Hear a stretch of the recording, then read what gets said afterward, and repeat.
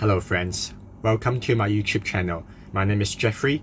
In today's video, we're going to be exploring the topic of whether it will be worth our time and energy to go to university anymore. I'm officially a college student! Ever since we've been young, we've been taught to listen to our parents, follow instructions from your teachers, and you generally work hard in secondary school. Hopefully, you get the top grades you need to go to the dream university of your choice. After getting to university, you repeat the process again, spending days and nights in the library studying hard, going lectures after lectures, doing a lot of extracurricular activities to build up your CV, as well as working on your internship opportunities in a range of large corporates. And after graduating, hopefully, you'll be able to earn a good salary, buy a house to put a roof over your family. But have you thought about whether these norms are necessarily true, and does it let you lead your own life on your own terms? Have you really considered the opportunity cost of going to university, the time that could have been spent building your own business in those 3 to 4 years, or the money you have spent on your tuition fees, the hundreds and thousands of dollars that could have been spent elsewhere on your own personal investments, or develop your own skills that could be practical in your life later on? So in this topic, we'll be exploring further.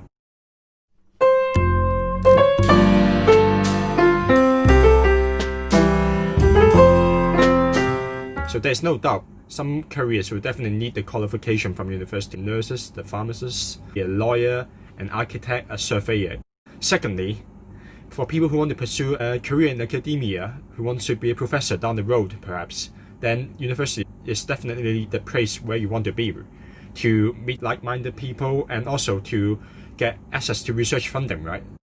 Apart from that, there are also other benefits to university: to meet new friends, to expand your circles as a young person, and perhaps just as a platform to learn more about yourself. And when you're still young, you can afford to make mistakes. Just try out new things before you really step in the workplace and decide where you want to go in your career. On the other side of the argument, for people who haven't really decided on the career path, or perhaps they want to be an entrepreneur, university may not be the best choice for you, and I'll explain why that is the case. Lectures are often taught by professors who have been in academia for their entire lives. That's not so useful for the entrepreneur, who will be encountering real-world problems and solving them with practical solutions. Let's take the founder of Nike, for example. He'll be designing his own shoe, manufacturing with factories, designing the pricing strategy, organizing the delivery logistics, working with the vendors to sell the shoe, and working with the customers for the after-sales service. And these are the things that they don't teach you in school. And moreover, university lectures are often taught with a backward-looking mindset, where they train your memorization, stuck bucketloads of information into your mind right before examinations, and just recite them back out. But in reality, the world doesn't work like that. You can find this information online from Google and Wikipedia easily. Instead, we really should be thinking about how we develop our critical mindset. But do universities really help you to develop that?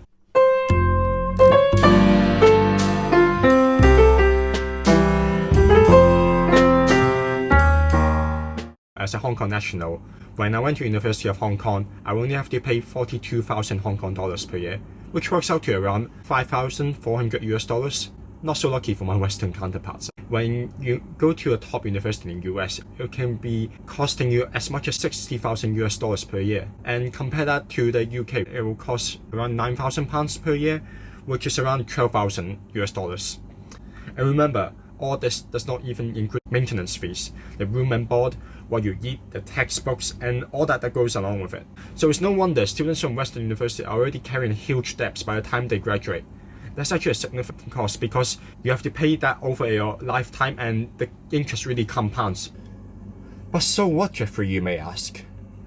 Graduates who have been to university may earn significantly more than their counterparts who have not been to universities, right? That may be true in the past, but not so anymore.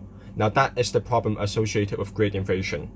Employers have a wide array of university graduates available nowadays because the supply of graduates have increased significantly over the 20 to 30 years in the past.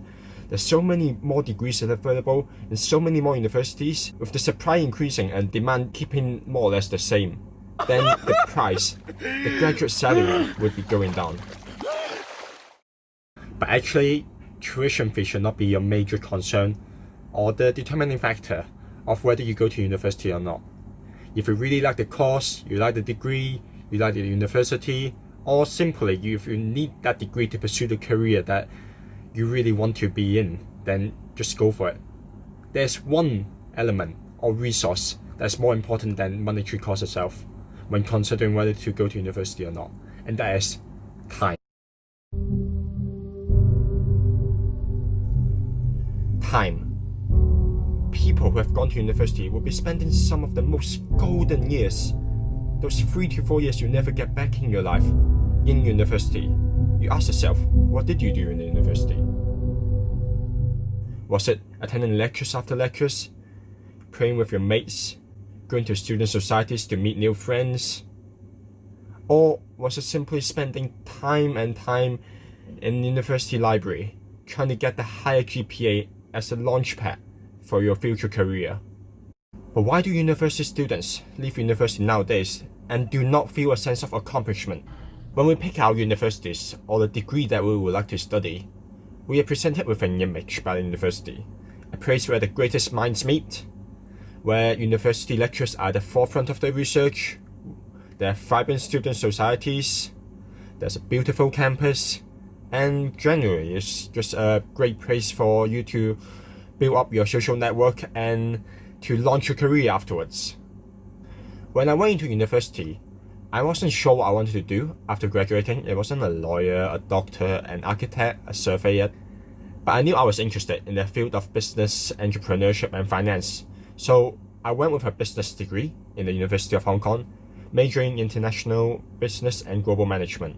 I was attracted to the idea of working with high achieving classmates, international field trip, overseas exchange opportunity, and as a 17-18-year-old, I was overwhelmed with the university marketing materials.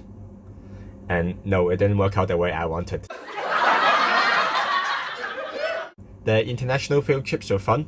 In the year I was a freshman, we went to Spain actually, where we got to go to Real Madrid and also Barcelona Football Club. I was a huge football fan, and it was good to go to these clubs and kind of understand the runnings and the business operation. And no, I didn't actually get to meet Ronaldo.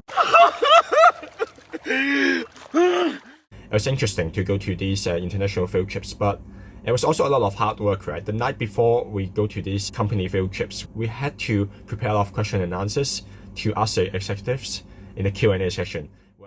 In terms of graduation opportunities, the alumni network in Hong Kong U was pretty strong, right?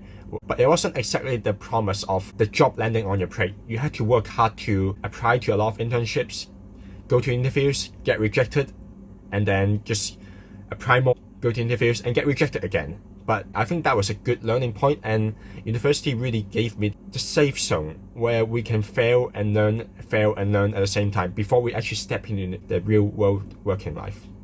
But despite this, I think university or just education in general has really failed in teaching us that one important thing that we all ought to know in our lives, and that is personal finance. In other words, money and how we deal with it. It is the commodity of where we exchange goods and services in our lives. You use it when you buy your food, you get your newspaper, you pay rent for your home, and it applies to everyone, right? The rich and the poor. Personal finance, in my opinion, is something that everyone should know, yet many people are struggling in this area in their lives. And why is this the case, you may ask? How are we managing our money? How are we saving? And are we just spending money to impress people, buying Rolexes and luxury sports cars that we don't really need to impress people that we don't really care about? Are we investing well? Should I invest at all? Should I buy my own home or should I rent my home? Should I be dipping my hands in the stock market? And most importantly, should I be smashing the like button? And yes, you should. So smash it here, right now.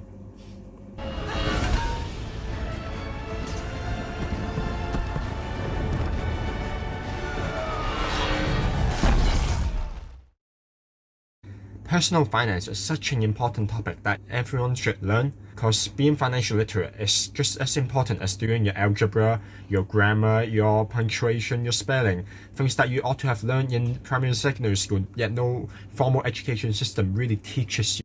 It will be overwhelming to share so much about personal finance in this one single video. In the upcoming videos, I'll be sharing more about my views towards personal finance and also my views in the society that we live in. Thank you for watching to the end, and if you haven't subscribed and liked yet, please do so. It really helps with the YouTube algorithm, and see you next time.